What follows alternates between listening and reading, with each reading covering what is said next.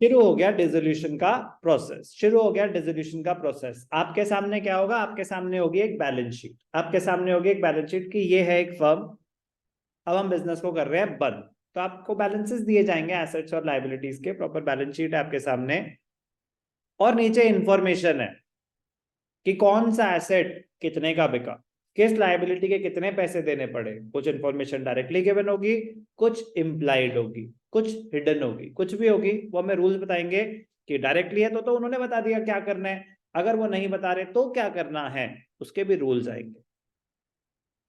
But कौन सा asset कितने का बिकेगा, that is realization of asset. कौन सी लायबिलिटी के कितने पैसे देने पड़ेंगे, that is payment of liability.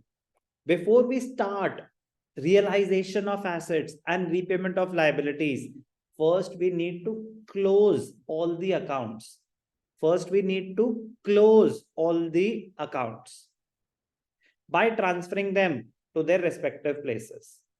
सबसे पहला होता है क्लोजर ऑफ अकाउंट्स। तो step 1 closure of assets accounts, step 2 closure of liabilities accounts. ध्यान से देखना, step 1 close all the assets accounts by transferring them to realization account। कह रहे सारे assets को close कर दिया जाए by transferring them to realization account।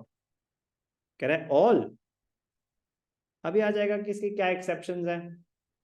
तो बैलेंस शीट में सारे एसेट्स, कह रहे सारे, हाँ सारे, एक्सक्लूडिंग कैश और बैंक मत ट्रांसफर करना। कह रहे क्यों, कह रहे हो तो सेपरेट अकाउंट बन रहा है ना, और उसको रियलाइज थोड़ी ना करना है, वो तो ऑलरेडी लिक्विड फॉर्म में। तो कैश और बैंक को ट्रांसफर करने की जरूरत नहीं है, वो सेपरेट अकाउंट में। ऐसे ही अगर आपका क्या है, अक्यूमुलेटेड लॉस है, अक्यूमुलेटेड लॉस मतलब पीएनएल अकाउंट डेबिट बैलेंस है, डेफर्ड रेवेन्यू एक्सपेंडिचर, तो कैपिटल अकाउंट को डायरेक्टली डेबिट करते थे।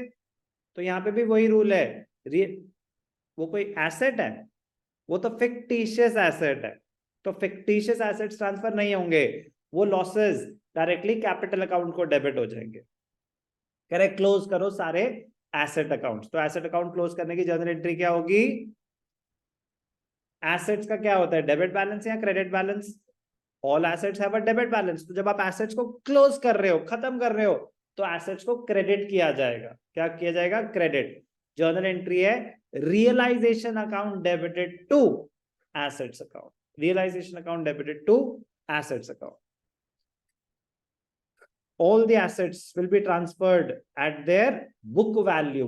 book value मतलब value as per the balance sheet. तो जो आपको बैलेंस शीट दे रखी है उसमें जो वैल्यू आ रही है उस वैल्यू पे दिखाएंगे, उसको बोलते हैं book value.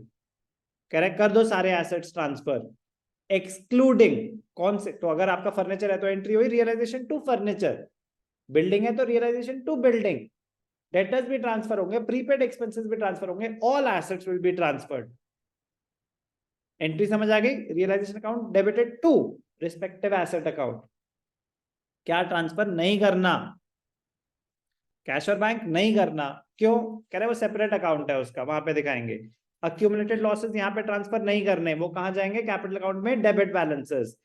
Partners loan debit balance, एक होता है पार्टनर्स लोन क्रेडिट बैलेंस, वो फर्म की लायबिलिटी, एसेट साइड पे भी हो सकता है पार्टनर्स लोन, वो फर्म ने पार्टनर को दे रखा है तो वो कैपिटल अकाउंट से एडजस्ट कर देते हैं। अब पार्टनर है, पार्टनर ने तो बिजनेस में पैसे भी इन्वेस्ट कर रखे होंगे, तो फर्म ने उसकी कैपिटल देनी है, मैंने आपके पैसे देने हैं और आपने लोन भी ले रखा है फर्म से, तो वो आपस में सेट ऑफ हो जाएगा।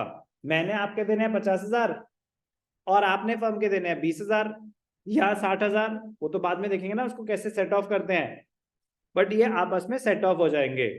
Partners loan debit balance will not be routed through realization account, वो डायरेक्टली कैपिटल के थ्रू सेट ऑफ हो जाएगा।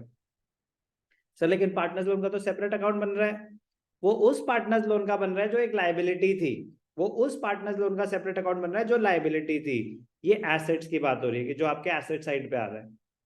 तो एसेट्स कैसे क्लोज होंगे, realization account debited to sundry assets, किस वैल्यू पे, मतलब जो जो एसेट अकाउंट है उस हिसाब से एंट्री पास हो जाएगी, किस वैल्यू पे, बुक वैल्यू पे।